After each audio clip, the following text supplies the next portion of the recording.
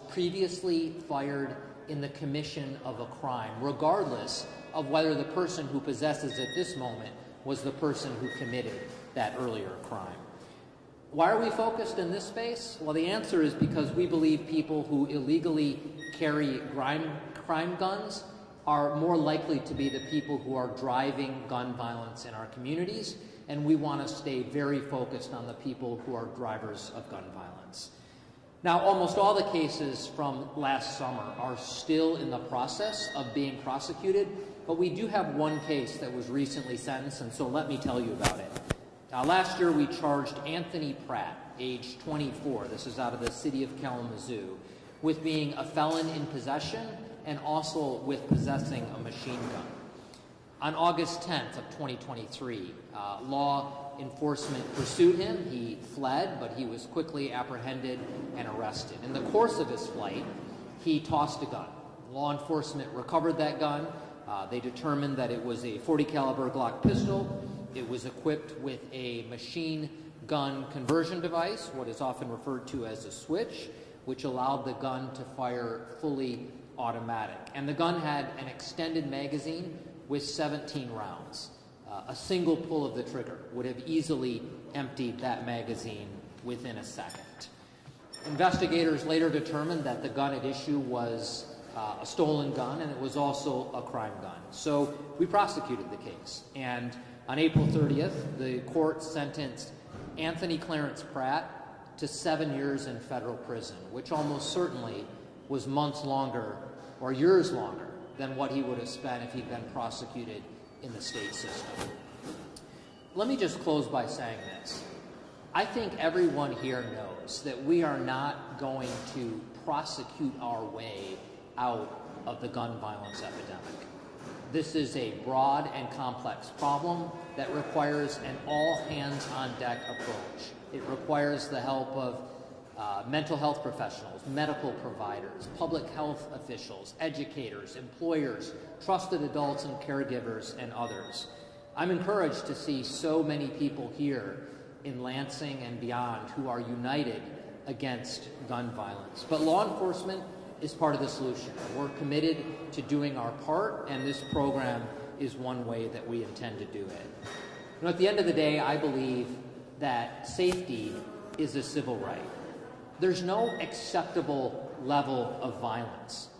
Your ability to live without the fear of gunfire in your house or walking down the street or in your neighborhood should not depend upon the zip code in which you live.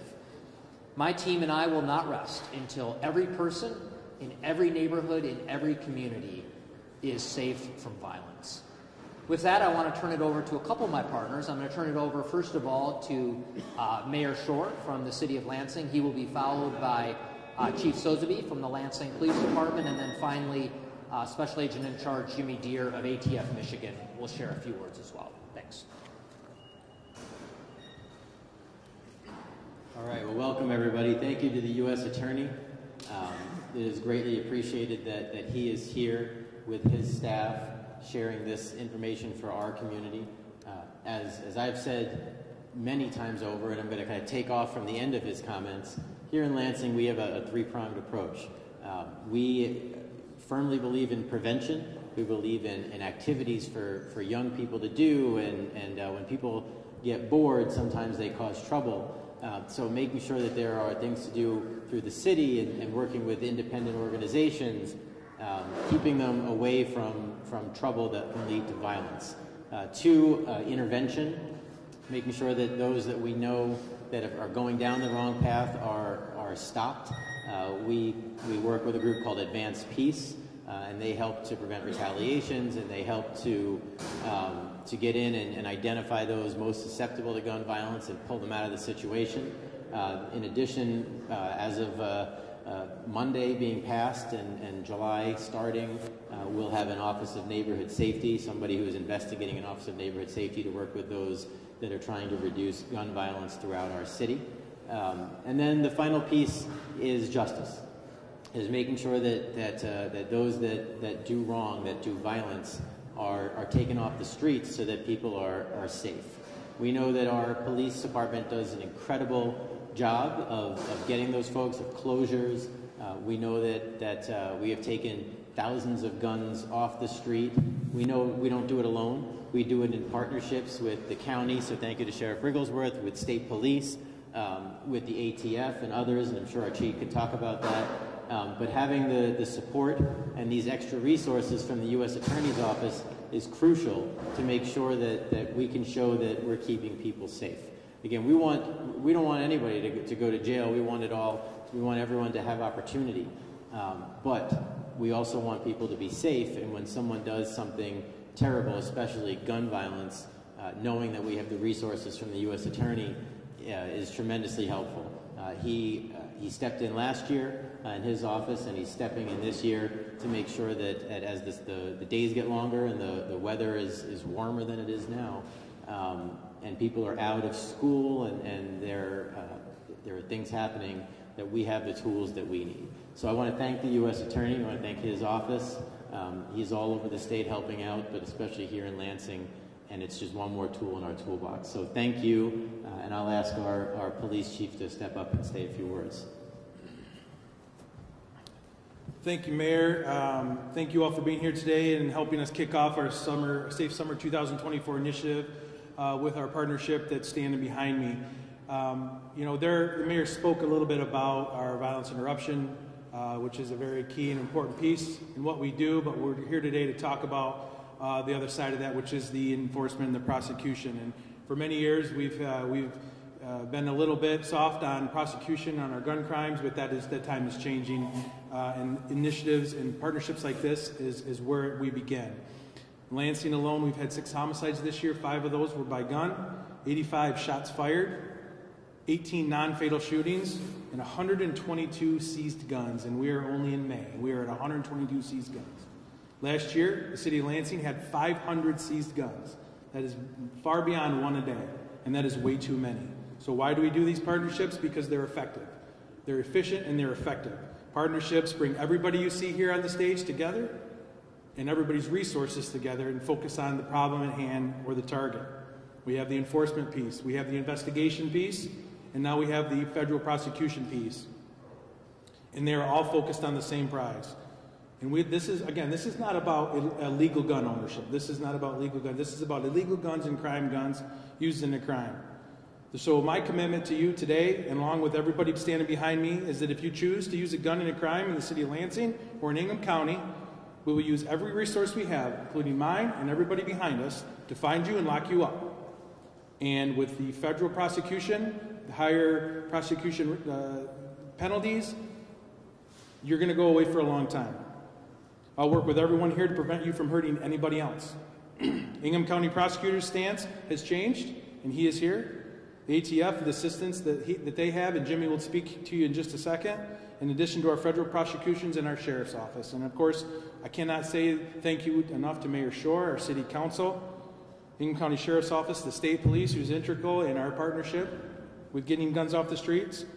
Can't thank you enough, and I want to say that without partnerships like this, we will not succeed. And you can tell, and I can tell you, based on the data that we have, that partnerships like this are effective and efficient and will help us combat that crime, that illegal gun crime that's prevalent in the city of Lansing and Ingham County. Thank you.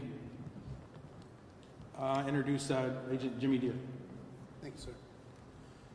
Good afternoon, everybody. My name is Jim Deere. I'm the special agent in charge for ATF Michigan. I think there's a couple parallels on this that are important to mention. Number one is accountability.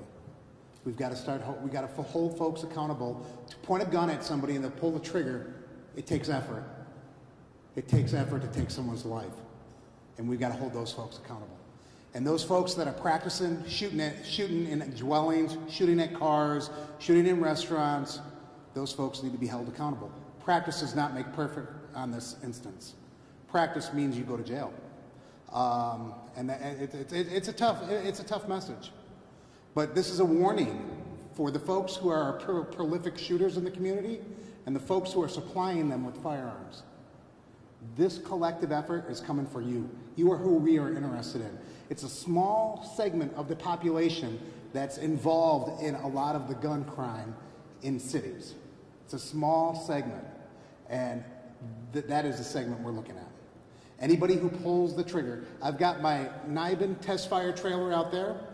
We use that across the state to test fire firearms, to identify firearms that were used in shootings, repeated shootings across the state. When you look at, speaking of the warm weather, when you look at the warm weather, the one thing my message to the lawful gun owners is be responsible with your gun ownership. With ownership becomes the responsibility. It goes hand in hand. Do not store the gun in your vehicle. Do not get lazy because it's warm out, you have shorts on, and put it in your glove box or put it underneath your front seat. You will be a victim of a crime called car theft. Someone's going to break into that car and steal your property. And then that property is going to be used in a violent crime. How heartbreaking would you feel if your gun killed someone else's son or someone else's daughter? That's what I would ask. And that is a real consequence of gun ownership. I'm a hunter. I own guns, but responsible gun ownership matters. And that is my message to the gun owners out in this community. Because if not, you're going to be a victim of a crime. With that in mind, this partnership is special because it's collective. It's a collective effort. It's one effort to help Lansing provide a community to the citizens that it deserves, to be able to walk down the streets without fear. Without fear of sending our child to school and then school violence occurs. Without fear of sending them to a football game and then gun violence erupts there. We as parents shouldn't have a talk. We shouldn't have to have a talk about gun violence in our sacred places called schools and our sacred sporting events that we send our kids to, correct? So with that in mind, that's what this is about.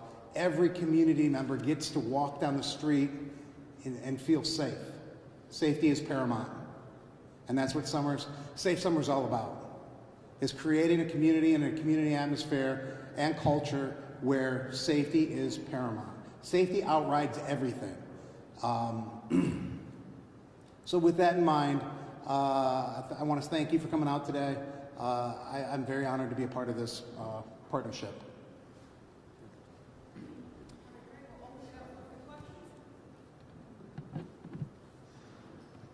Yeah. Nate Salazar, Channel 6 News. Obviously, this takes it a step up to federal prosecution. On the back end, what happens after gun violence has happened? What do you think this could do to prevent? I know that the city of Lansing has many measures to prevent already, but what do you think this does to prevent that gun violence? Yeah, so everyone standing here would always want to be in the position of preventing a crime from happening rather than responding to it and dealing with victims. And you know, there are a lot of prevention efforts underway. Mayor Shore talked about a few of them right here in the city of Lansing.